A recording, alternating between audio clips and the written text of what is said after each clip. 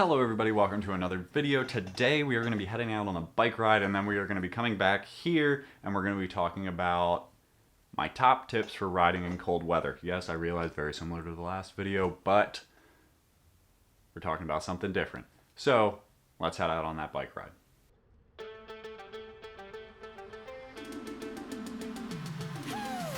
Stay up front or stay behind. It's not that easy. It's never easy. With a feeling from inside. It's not that easy. It's never easy. I say goodbye to all my friends. My dear and loved, I'll meet again.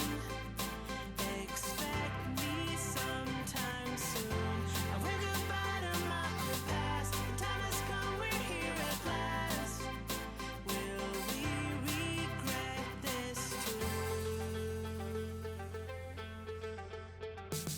Settle down here in this town. We'll be fine now. In the line, just like everybody else around. We feel alive, yeah, we're alright. We are alright.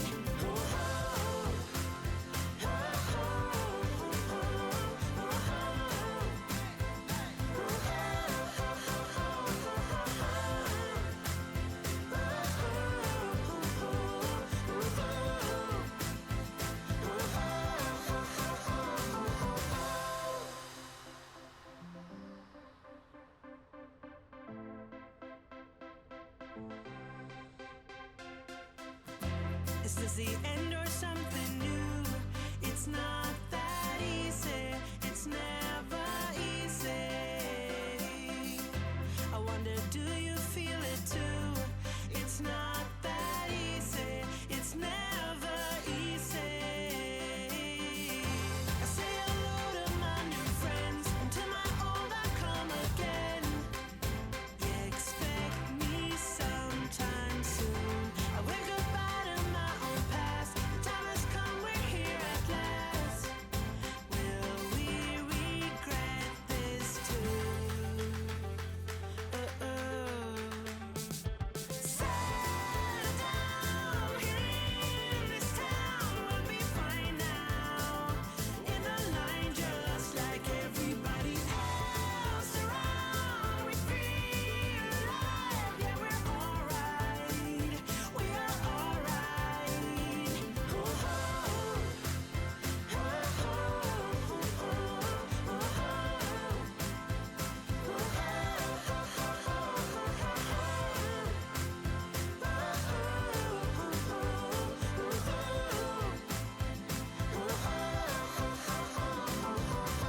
Say goodbye to all my friends, my dear and loved, I'll meet again.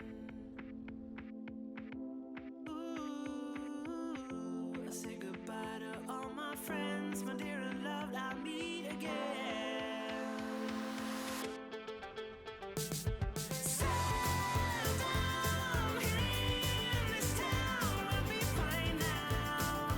In the line, just like everybody else around. We feel alive, yeah, we're alright. We are alright.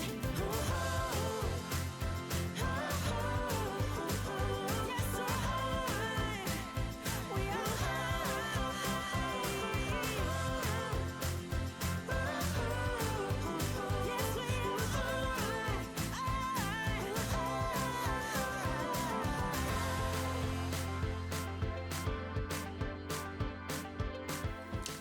Okie dokie, back from the ride now. Yep, Cookie Monster was in full effect today while riding, and I'm quite hungry because of wearing it. But I have a few things to do before I sit down with you guys, so I'm going to take care of those, and then I'll see you guys back in the office. Okay, back in the studio now, and I wanted to talk to you about the top 4 things that I think are most important for any rider to know about cold weather riding. So in the last episode, we talked a lot about the specifics of clothing, and so that's actually going to be number 1, is going to be making sure that you have clothing that is not only going to keep you warm, but also going to allow you to move. Because you need to be able to move around on the bike. You need to be able to move your legs. You don't want your pants riding up as you're riding. You don't want your overshoes sliding down at all. You don't want your shirt to be coming up either over your back, so you're not getting cold air across there. So if you haven't already, make sure to go back and watch that video so that way you can see the few pieces of clothing that I think you should be wearing for cold weather riding: rain jacket, base layers, shoe covers, those kind of things, plus a little bit more. So I won't dive into that too much more because we have that other video. The next thing that I think everybody should be thinking about as we're getting into this colder weather is the tires that are on your bike. So often we just get a nice pair of tires that we ride on and we just accept that those are what tires are. But as soon as you type bike tire, your specific size, into Google, you are going to get a plethora of options, and it's kind of hard to decide what to go with. So I am a huge fan of the Continental Ultrasport 3s, but then on the bike behind me, these are like some Continental Ride Touring. They also have some rating for like e-bikes, and they have a much heftier tread on them, and they are way better for off-road riding or gravel riding, whereas the Ultra Sports are specifically designed for on-road use. So when looking for a set of cold weather tires, a lot of times they'll talk about different tire compounds, and you're going to want to look for something that's a little bit softer. Harder compounds are great over the summer when the roads are hot and you're building up that friction so that your tires are going to kind of mold to the ground around it. In the fall and getting into the winter, the air is cold, the ground's cold, and the tires are cold. Harder compounds are going to be more brittle. They are not going to have as much of a grip, and if you hit a wet section, that can be disastrous. So you want to look for something that has a softer compound and some deeper channels cut into the tread. Those deeper channels are going to let water pass through. They're also going to allow the tire to deform in different ways to fit to the road better.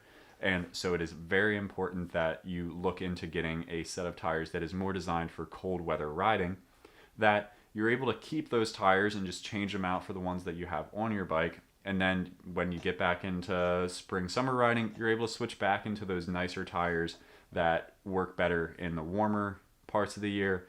And then you can switch back into these more winter tires on the colder sections of the year. The third thing that I want to make sure that people are doing when they're going out on these fall cold weather rides is you need to wash your bike.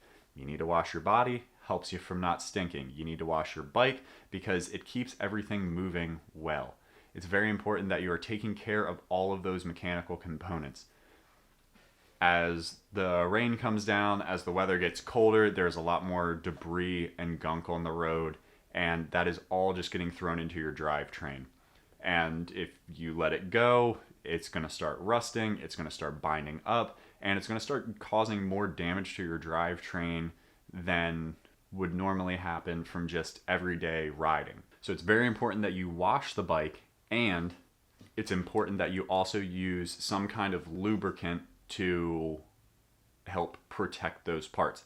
So the kind that I have here is called Rock and Roll, and it is their extreme version, and it's really good for using for like gravel bikes and stuff like that. And as you can see, kind of caked around the base here, there is this like white buildup that, as you can see, the top's like very blue, and then it's very white at the base. That is wax.